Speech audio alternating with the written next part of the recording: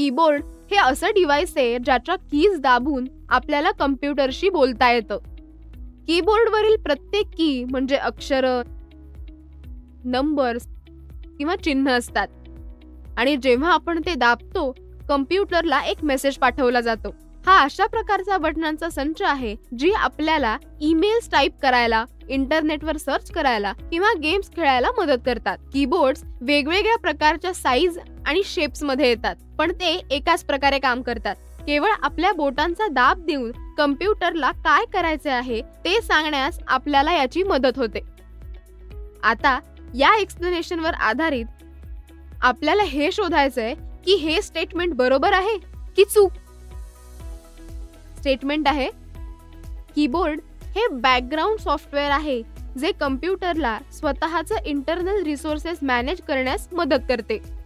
बरोबर किंवा चूक?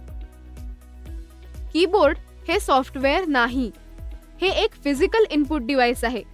हा टीव्ही रिमोटवर असलेल्या बटनांप्रमाणे कीजचा संच आहे. यामुळे आपल्याला वेगवेगळ्या कीज दाबून कम्प्युटरशी संवाद साधता येतो आणि अक्षरं, नंबर्स किंवा कमांड्स इनपुट करता येतात. दुसऱ्या बाजूला बॅकग्राऊंड सॉफ्टवेअर म्हणजे कम्प्युटरच्या बॅकग्राऊंडला चालू असलेले प्रोग्राम्स जे युजरशी थेट संवाद न साधता टास्क आणि रिसोर्सेस मॅनेज करतात.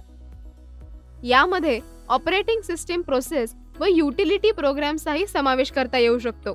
त्यामुळे हे स्टेटमेंट चुकीचं आहे, कारण हे कीबोर्ड्स व बॅकग्राऊंड सॉफ्टवेअरच्या कामाबद्दल स्पष्टता देत नाही. कीबोर्ड हा हार्डवेअर कंपोनंट आहे, एक असं टँजिबल डिव्हाइस ज्याला आपण टच करू शकतो आणि कीज प्रेस करू शकतो. हे कम्प्युटरचे इंटरनल रिसोर्सेस मॅनेज करत नाही.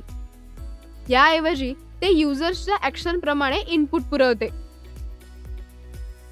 मित्रांनो, तुम्हाला या विषयाबद्दल तुमच्या MSCITच्या पुस्तकात पान क्रमांक 126 वर शिकू शकता.